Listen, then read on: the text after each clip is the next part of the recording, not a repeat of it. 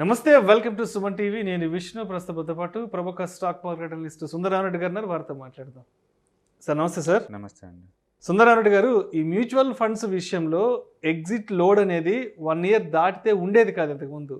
రీసెంట్గా ఒక కంపెనీ వాళ్ళు 3 మంత్స్కే ఎగ్జిట్ లోడ్ లేకుండా చేస్తున్నారంట. ఏంటి అసలు ఆ ఏ కంపెనీ, దాని వివరాలను పూర్తిగా తెలియజేయగలరు? డెఫినెట్గా అండి. ఎడర్లైజ్ మ్యూచువల్ ఫండ్స్ అండి. ఓకే. వాళ్ళ దగ్గర కొన్ని పాపులర్ మ్యూచువల్ ఫండ్ స్కీమ్స్ని అండ్ 3 మంత్స్ తర్వాత మీరు ఎగ్జిట్ అయితే, అంటే 90 డేస్ తర్వాత ఎగ్జిట్ అయినా లోడ్ కట్టే పని లేదు. సో మామూలుగా ఏంటంటే మ్యూచువల్ ఫండ్స్లో 1 ఇయర్, మరి ఏ టైప్ మ్యూచువల్ ఫండ్ తీసుకున్నా సరే 1 ఇయర్ లోపు కనుక మీరు క్లోజ్ చేశారనుకోండి 1% పెనాల్టీ లాగా ఎగ్జిట్ లోడ్ తీసుకుంటారు. సో టోటల్ అమౌంట్ అయితే ఎంత ఉందో అందులో 1% తీసుకుంటారు వాళ్ళు. అయితే ఈ ఫండ్ మాత్రం 90 డేస్ ఉంటే చాలు. కొన్ని స్కీమ్స్కి 90 డేస్ ఉంటే అది దాటిన తర్వాత ఎగ్జిట్ లోడ్ ఏమి ఉండదు.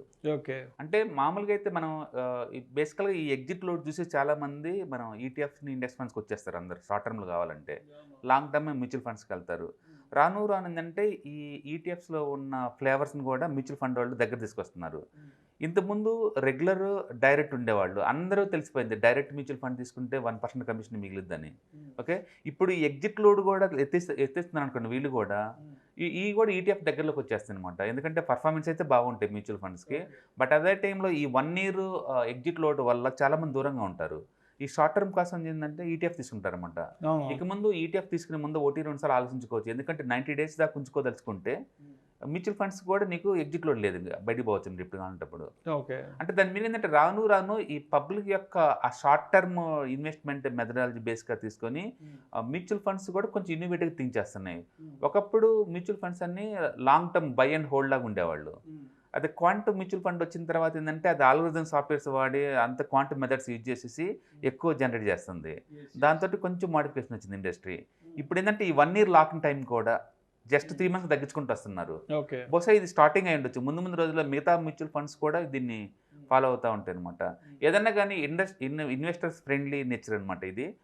అది వెల్కమ్ టు దట్ గెస్టర్ అనమాట. ఎందుకంటే షార్ట్ టర్మ్ ఇన్వెస్టర్స్ కూడా మ్యూచువల్ ఫండ్లో ఇన్వెస్ట్ చేసుకోవచ్చు అండ్ ఎగ్జిట్ లోడ్ లేకుండా బయటికి పోవచ్చు అనమాట.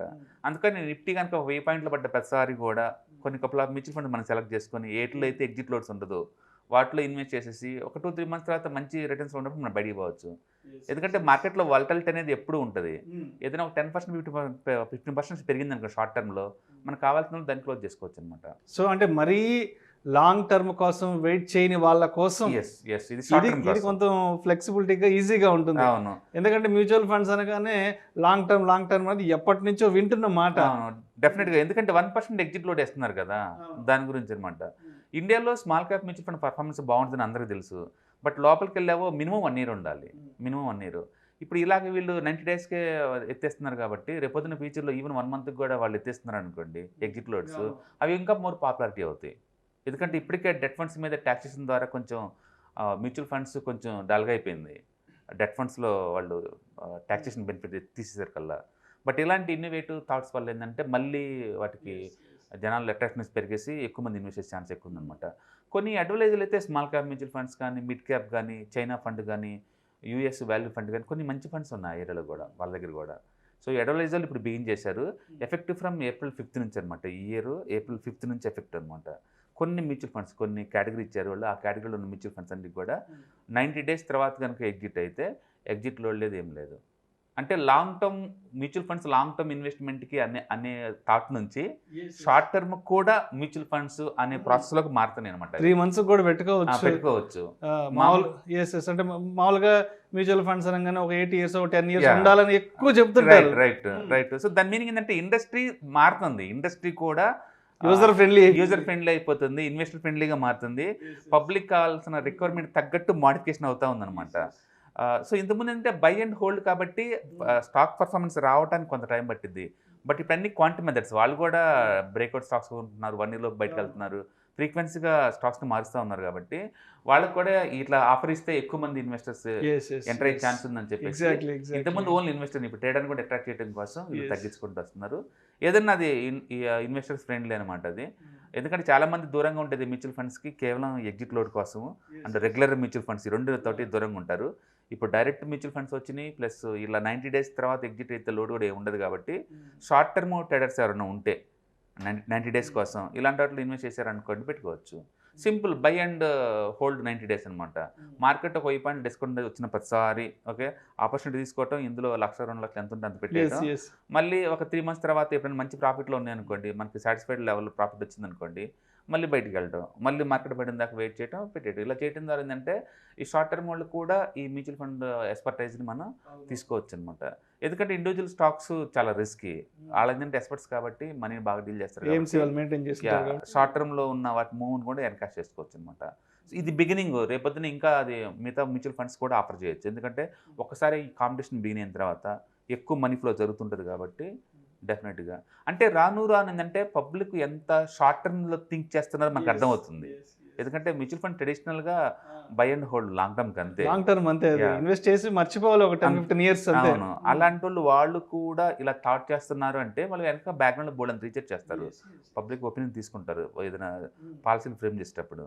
దాని మీనింగ్ ఏంటంటే ఎక్కువ మంది షార్ట్ టర్మ్ ఉండడానికి ఇష్టపడుతున్నారు. సో మొత్తంగా ఎప్పటి నుంచో మ్యూచువల్ ఫండ్స్లో ఇన్వెస్ట్మెంట్స్ చేద్దామని వెయిట్ చేసే వాళ్ళకి నిజంగా ఇది చాలా ఈజీగా ఉండబోతుంది.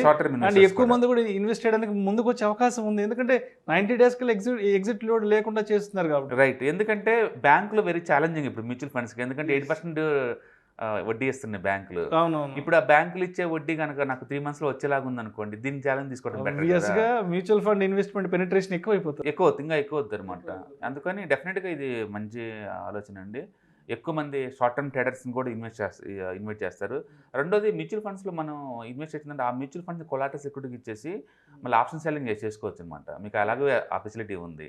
అందుకని డైరెక్ట్గా మనీతోటి ఆప్షన్ సెల్లింగ్ చేసే బదులు మనం మ్యూచువల్ ఫండ్స్ కొని వీటిని కొలాటరల్ సెక్యూరిటీగా ఇవ్వడం ద్వారా మనం ఆప్షన్ సెల్లింగ్ చేసుకున్నాం అనుకోండి, అటు ఆప్షన్ సెల్లింగ్ చేసినట్టు ఉంటుంది. ఈ లోపు ఇటు కానీ అప్రిషియేట్ అయిపోయింది అనుకో 10% 15% షార్ట్ టర్మ్లో, దీన్ని కూడా ఆ టైంలో మనం క్లోజ్ చేసుకోవచ్చు అనమాట.